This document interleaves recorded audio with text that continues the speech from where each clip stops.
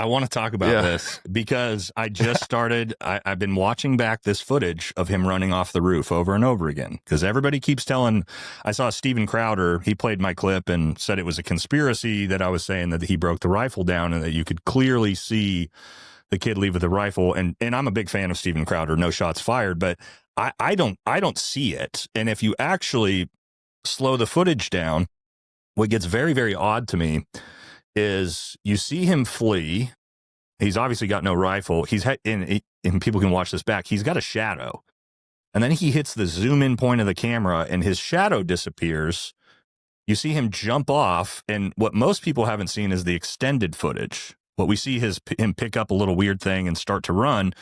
If you extend the footage and it pans over to the street, have you seen that footage yet? Where it actually shows him like walking next to the pedestrians? Well, one thing is you can see him take his hat off his head and put it back on his head with his left hand while he's carrying his backpack in the right hand. So the idea that he had a rifle in his left hand all of a sudden makes no sense. Two, what I really started to notice that is really bugging me now is I'm watching the pedestrians as he's walking next to him. No one is fleeing. No one is panicked. Everybody's just going about their day, but yet a 30-06 gunshot just rang off from the roof 30 meters away from those kids. And this kid comes running and jumping off the roof and no one's fleeing. No one's concerned. Nobody, like you would expect all the people around that area, the pedestrians would be freaked out, would be running, doing something. And it's just like another day at school. And so my question is the footage we're looking at him, and this is a little bit tinfoil, but I'm starting to wonder, is that footage from right after the shot? That's a really good question. Because nobody is acting like a giant gunshot just went off 10 seconds ago that I'm seeing. Yeah. And there's pedestrians all over the place walking on the sidewalk. And also, if he's got this giant rifle right after 10 seconds, 15 seconds after a 30-06 shot goes off, nobody's worried that's walking. There's like a guy walking right behind him who's not upset or like, I don't know, very bizarre, right? So just something I noticed for the type one. Well, I think also the theory of people saying that he broke the gun down. That's ridiculous. Like, so you shoot somebody and you're like, okay, let me break this down so I could fit this in my backpack. That gun that the FBI released, where it's, still daylight and they have flashlights on it in this box. In this box, it's like, all right, so it's either an evidence box that's perfectly fit for this gun that they just happen to have in the cruiser at the time with them. Yeah. I'm not a cop, so maybe the cops out there in the comment section can tell me, do you guys just carry 30-06 evidence boxes with you in your cruisers just in case? I'm not sure. So, but I mean, in the moment like that, clearly your adrenaline would be through the roof. Mm-hmm. First idea is I need to get out of here and escape. Mm-hmm. I don't know any situation where it's like, okay, but wait, I've got a screwdriver and some tools. I'm going to hang out on the building, take this apart, put a barrel in my backpack that would still be out. I mean, it's a tiny backpack. It's a 22-inch barrel. So that's almost a 2-foot backpack. Right. So the barrel would still have been outside of that tiny little book bag. Yeah. So, I mean, if it's not it's not a small gun. I mean, obviously the video of him running around is pretty grainy, but I feel like when he's running on the roof, he's got like a grayish background. So you would be able to see something pretty big in his hand. And black. The gun, when he's for running. One, the roof is white and the gun is black.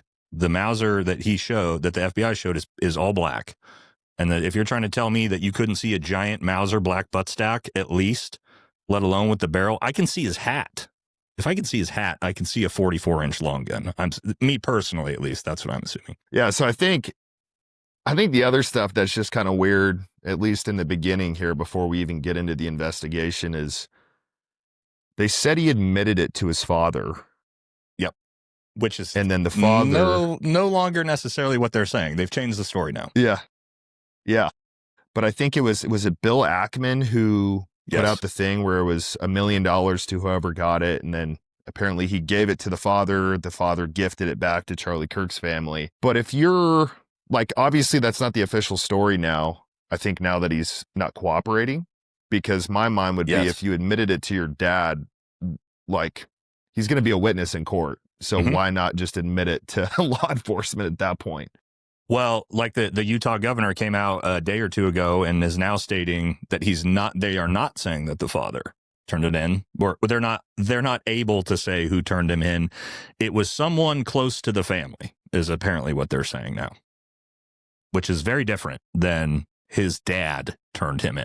Why is, and I think that's kind of a theme that's driving everybody crazy on this, is the FBI's inconsistencies.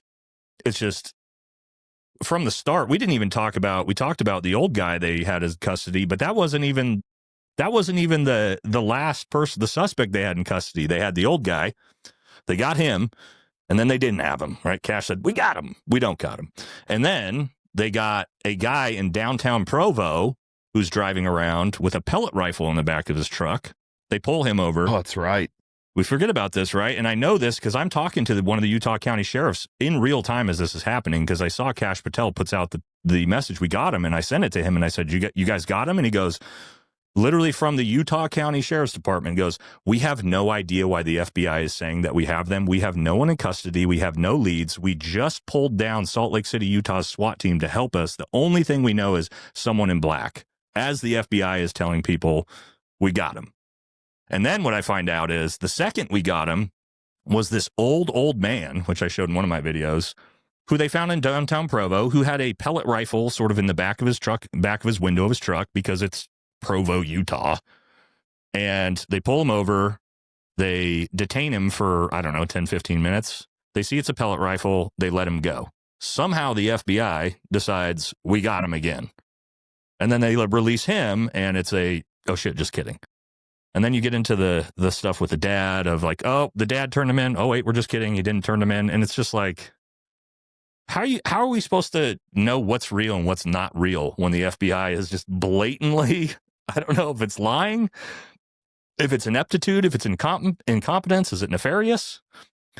But it ain't accurate. It's hard to tell. It's not accurate. That's all we know, It can't be.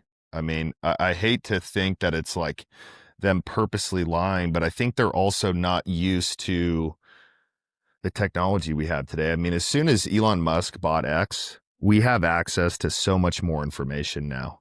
I mean, there's really not much that doesn't get on there. I remember just finding out about the shooting. I was just scrolling through, and there the video was. Mm-hmm. I heard so many people say, like, if you haven't seen it yet, don't watch it, because that is not an easy video to watch, where he's just absolutely not squirting blood all over the place. But I think it was an important video for the world to see, because, with guys like in my profession, the global war on terror, like, we know what that looks like. And it's hard to watch, but it was very important for the public to see that, because now, as this story has transpired, and people like me or you or all the other hunters and global war on terror veterans can look at that and go, sorry, like, I don't have to be an expert in ballistics to know that ain't a 30-06 round, bud. You know what I mean? So it's like your average person now is able to look at this story and go, no. So, and it's not just experts that are saying this doesn't sound right. It's the normal person. And that's, I think, a big problem for the FBI right now. And I think it's why they're backtracking.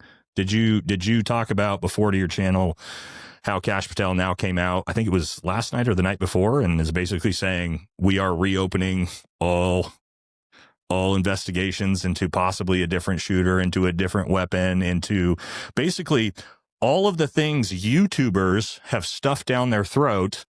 They had to then come out and say, okay, we're not going to get away with this narrative, so now we're going to say we're reopening the investigation. It's just... Yeah, I mean, I think he hinted at it a couple of days ago, where he was saying we're looking into all possibilities. I haven't seen that yet, but I know Dan Bongino, who has pretty much been, silent, other than just like reposting tweets. He went on and he looked like he was about to have a heart attack. Yep. I mean, he looked like he was just completely fed up. Just I don't even know it. why he's a part of the FBI anymore.